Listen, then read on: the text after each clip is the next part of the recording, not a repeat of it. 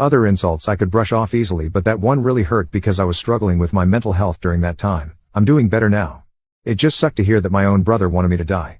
Since Dad was often at work and Mom didn't seem to care much, she even scolded me once, claiming it was my fault for playing and irritating him. Things got progressively worse.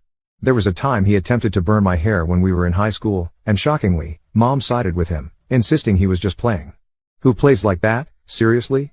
Fortunately, Dad eventually took my side and pointed out that they had some serious issues. He threatened to call the police on Caleb. This was an eye-opening moment for my brother because until then he had never been reprimanded for any of his actions. He was really taken aback, and my dad continued to tell him how enough was enough and that he needed to start respecting his older brother. Later, Dad came into my room and talked to me.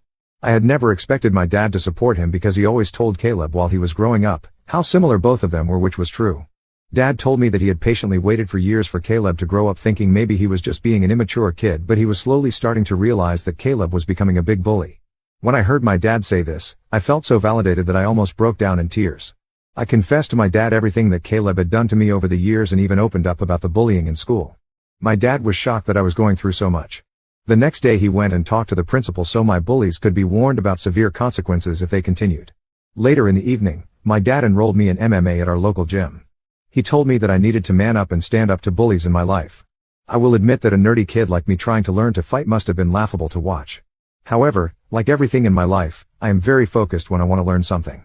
I carved out time for my studies so I could work out every day and go to MMA classes. Not to brag, but it completely changed my life and my physique. One day Caleb was at it again. He had stolen my pocket money, which we used to get if we helped our parents with doing chores. I had been saving my money for quite some time. Caleb had sneaked into my room and taken my money. I caught him when he was about to cycle off with his friends. I firmly told him to give me back my money since he knew stealing was wrong, but Caleb snickered and taunted that all I could do was run to Daddy for help.